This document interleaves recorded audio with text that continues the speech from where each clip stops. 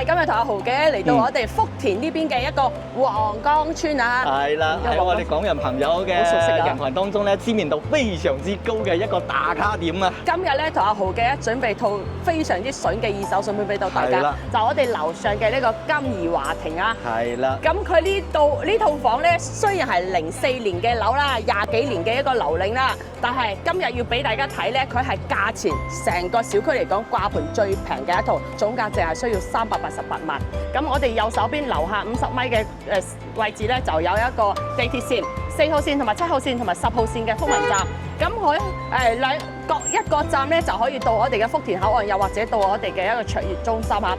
咁到晚黑嗰陣時咧，嗰個福田呢邊嘅一個 CBD 嘅嗰啲景觀城市夜景咧係非常之靚。可以話啦，成個深圳最靚嘅呢個夜景都俾我哋望晒啊！係咁，朝北向咧，亦都有朝北向嘅好處咧，因為你朝南向咧，你就睇唔到呢啲景觀啦。Hello， 大家好啊，阿 Moon 啊。Hello， 大家好啊，豪記啊。係今日同阿豪嘅嚟到我哋福田呢邊嘅一個黃江村啊。係啦，喺我哋港人朋友嘅人群當中咧，知名度非常之高嘅一個打卡點啊。係北上咧，就可能都係嚟呢邊消費比較多啦，因為黃江咧係可以24小時通關㗎。今日咧同阿豪嘅準備套非常之筍嘅二手信片俾到大家，就我哋樓上嘅呢個金怡華庭啊。係啦。咁佢呢套房咧，雖然係04年嘅樓啦，20幾年嘅一個樓齡啦，但係今日要俾大家睇咧，佢係價錢成個小區嚟講掛盤最平嘅一套，亦都係我自己個 friend 㗎嚇。咁佢60個方咧，總價淨係需要388萬。咁佢都有缺點嘅，就係我哋樓下呢一個咧，就係一個算係主幹道啦。咁車流量咧話係會比較多啲嘅，咁噪音咧可能就會比較嘈少少啦嚇。但係喺呢個福田黃江呢邊嘅話，佢係屬於係好中心嘅一個位置。咁我哋去翻呢個福田口岸咧，900米嘅一個距離。咁我哋右手邊樓下50米嘅位置咧，就有一個地鐵線4號線同埋7號線同埋10號線嘅福民站。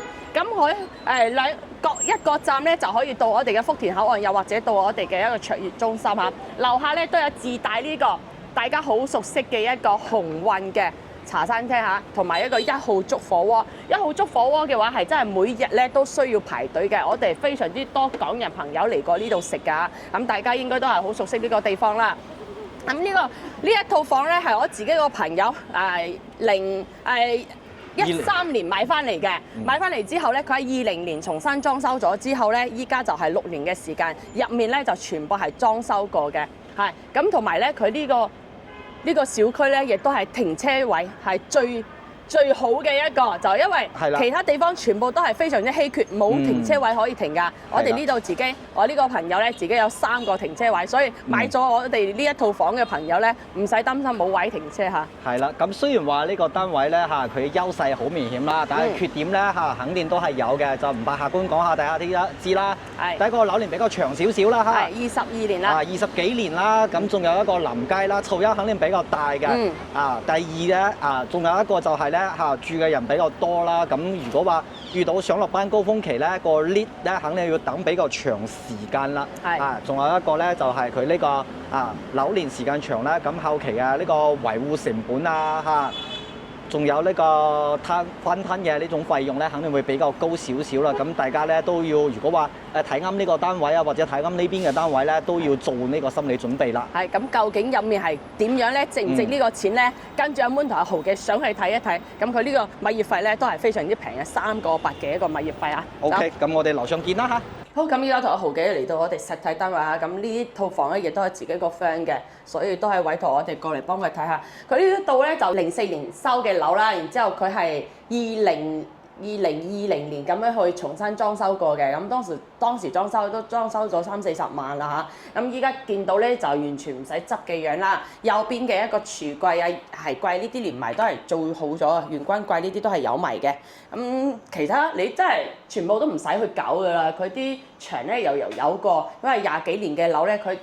重新做咗之後咧，都係仲 keep 得好新㗎。係啦，而且佢呢個裝修相對嚟講係比較現代風，個科技感都係幾足下嘅。係60個方咧，佢實用率係租得好高嘅。你睇佢個廚房位咧，呢度3-4個人入嚟都完全冇問題。一個大 L 型嘅廚房，然後咧裡面嘅嗰啲煮食架撐嗰啲全部齊全。係。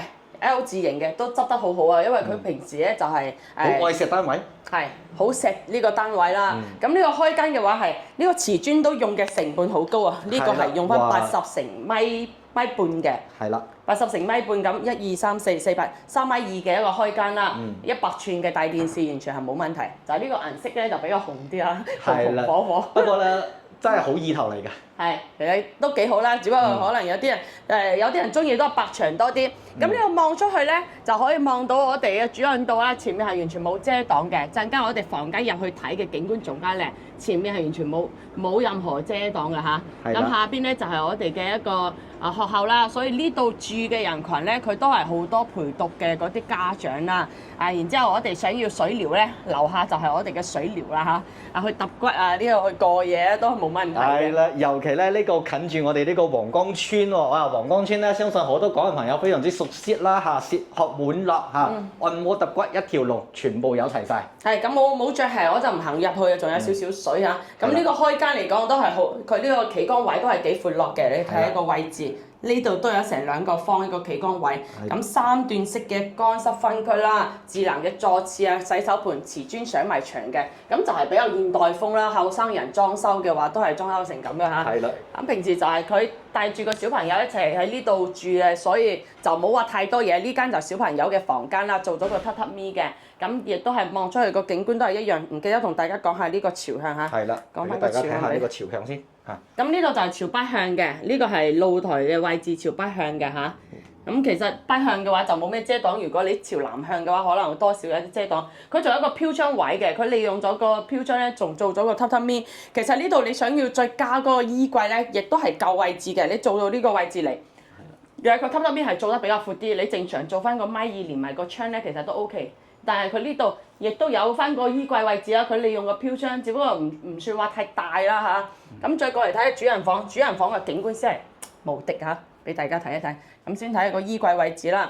衣櫃嘅話，佢係訂製一長到頂做咗個訂製櫃喎。佢呢間房我哋係冇開燈嘅情況下，佢係採光係非常之 OK。採光非常之好，而且咧大家可以睇到咧呢個單位嘅呢個內籠咧嚇係冇任何瑕疵㗎。係1.8米嘅大床啦，你睇。擺咗個大床，仲可以做到3邊落床。其實呢間房咧都有成10幾個方，你轉過嚟，我企嗰邊俾大家睇下。呢間房望出去個景觀咧，仲可以望到我哋嘅平安大廈。咁到晚黑嗰陣時咧，嗰個福田呢邊嘅一個 CBD 嘅嗰啲景觀城市夜景咧係非常之靚。可以話啦，成個深圳最靚嘅呢個夜景都俾我哋望晒啊！係咁，朝北向咧，亦都有朝北向嘅好處咧，因為你朝南向咧，你就睇唔到呢啲景觀啦。咁總層高咧，呢度32層，我哋依家係12樓個位置嚇，所以望出去個景觀咧都係非常之唔錯嘅。咁再講翻佢呢個價錢啦，呢套房嘅總價咧係388萬嘅。咁其實我哋樓上仲有一套嚇，嗰個就係380萬。到時咧，但係依家又唔方便拍，我哋到時嚟咗之後可以2套房咁樣去對比下啦。咁講翻個總價388萬，首期嘅話俾翻60萬就得啦。月供嘅話就係13000，咁佢呢度租金係可以租到6500蚊嘅，所以佢租金嚟講算係好高啦。首期俾個60萬，樓下咧就係我哋嘅4號線、7號線同埋10號線嘅一個福雲站。咁一個站咧可以翻到我哋福田口岸啦，另外一邊一個站咧就可以去到我哋嘅嗰個卓苑中心。所以其實兩邊個位置嚟講嘅話，都係呢度係算係最中心嘅一個位置嚟嘅。係啦，但係咧，佢呢個單位啦嚇，佢優勢好明顯啦嚇，比如話咧，佢仲有一個好大嘅優勢，近住呢個黃江村嚇，生活咧就非常之方便。如果話行嗰個大型商超，我哋坐地鐵可能1-2個站咧，就去到市內嘅各大呢個大型商超啦。咁我哋平時嘅日常生活所需咧嚇，樓下咧就係有開啦。不過咧，佢其實咧佢有短板嘅呢個存在啦，比如話啦嚇，佢呢邊咧係啦。樓齡啦就比較偏大嘅，因為咧佢呢個04年嘅樓嚟嘅，到依家嘅話嚇都有20幾年啦嚇，咁嘅樓齡啦比較長啦。仲有一個咧，我哋如果係做貸款嘅話，銀行呢邊咧就肯定會按呢個最低嘅呢個年限去做俾我哋啦嚇。仲有一個咧就係嗰啲設施啦，大廈嘅設施啦嚇，屋苑設施肯定會比較時間比較長啦嚇，維護成本比較高啲啦。仲有一個咧嚇就係咧。佢呢邊嘅租客嘅佔比比較高啊，人員流動線係比較高啊，人員會比較雜一啲啲。但係咧，你側面都可以講明啦嚇。我哋呢個單位咧，佢出租咧真係非常之易出租，但係同時啦嚇，佢嘅空置期咧唔會特別長啦，係咪？即刻就可以租到出去嘅。係啦，如果大家前期仲有一個唔係好明顯，大家可能要上落先覺意得到嘅，就係佢呢個lift。就係咧要維護啦，係啊，因為呢邊住嘅人比較多，咁後期嘅話，佢如果話遇到上落班高峰期啦，可能我哋要等下 lift 啦。當然啦，呢啲問題嘅話，就可能唔會話特別大啦。咁仲有一個咧，就係我哋比較關心嘅，就係因為大家可以通過我哋視頻可以見到啦嚇。佢呢邊嘅話，佢就臨呢個大街，可能噪音上邊咧會有主幹道啦。係啊，咁如果話好安靜嘅朋友咧，你要入手呢個單位咧，就考慮下。不過都有改進嘅方法喎。我哋可以將呢個玻璃咧，我哋改成呢種雙層嘅隔音玻璃嘅，基本上咧效果都唔會差到去邊啦。因為佢唔係嗰啲泥頭車喺呢啲位置，佢最多就車流量多啲啫嘛。係啦，咁佢呢邊咧仲有一個咧，既係優勢又係劣勢嘅地方，就係咧福田呢邊嘅中心區呢度咧。阿滿姐應該都知啦，停車位其實佢真係好緊張㗎喎。但係我哋呢個小區咧就具備咗我哋嘅一個免費停車啊，業主嘅話250蚊就可以啦。基本上咧就係咧，佢真係我聽呢個業主講啊，佢呢邊咧可以去到0.9:1嘅呢個車位同呢個戶數嘅比例。咁相對嚟講，如果話周邊屋苑都填唔到車，佢呢度咧就話車位呢方面咧就係。冇問題啦，但係咧都要自己諗辦法爭取。咁如果話我哋如果話有揸車嘅朋友咧嚇，咁你就方便大家係啦。仲有一個咧都有提前要同物業溝通嗰邊如果話我要搬入嚟住嘅話，我要睇下叫物業嗰邊提前咧預留個車位俾我哋。係，咁佢其實呢個物業費嚟講都係好平㗎，3個8嘅一個物業費。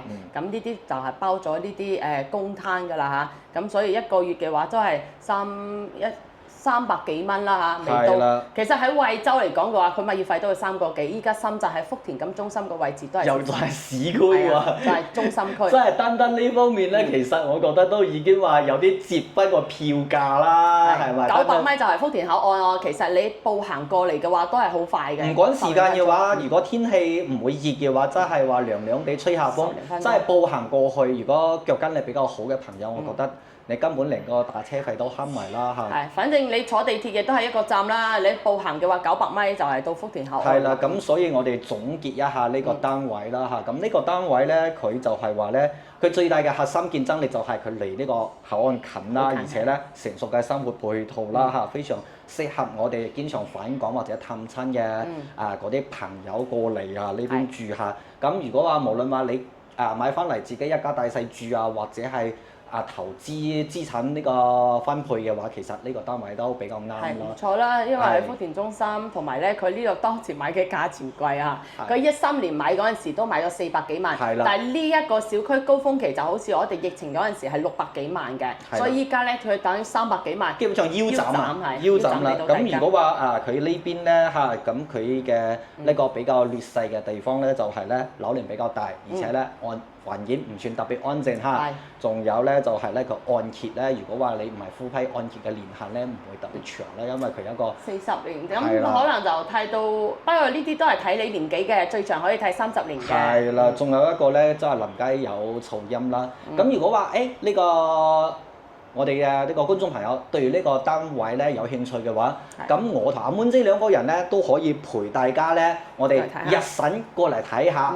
咩環境，然後咧晚上咧，我哋都係可以大家睇下呢邊咩環境，真係日夜兼程啦。係，咁其實我覺得我哋粉絲朋友對呢個周邊位置咧都好熟悉，同埋呢個金怡華庭咧都係好有了解嘅，先會睇翻呢條片嘅。所以如果大家想要了解呢邊嘅一啲二手筍盤或者新樓盤嘅話，都可以揾我哋對比啦嚇。因為我哋呢邊二手筍盤都有幾百萬套㗎，唔係幾萬係幾百萬套，但係佢完全放出嚟嘅好筍嘅話，咁就要睇翻你嘅需求同埋你嘅一個 budget 啦嚇。因為咧佢市區呢邊咧，其實你如果話想要啲筍嘅盤放出嚟，其實一個小區可能即係一個週期之內，可能都係3幾套咁。所以話咧，佢話你就算話你有嗰個 budget 咧，未必話遇得到自己好心儀嘅嗰種單位。係咁好啦，如果呢一集如果大家有興趣嘅話，可以掃下我哋上邊嘅 QR code 嚇，咁又或者你可以俾翻你嘅需求同埋預算，叫我哋幫你揾翻周邊嘅1房或者2房，或者要正嗰個口岸嘅咩皇庭御苑啊、皇御苑啊呢啲皇崗口岸門口嘅都係冇問題㗎，只要講翻你嘅需求俾我哋就得啦。咁好啦，呢一集咧同阿豪記就分享到呢度，我哋下集再見啦，拜拜。拜拜。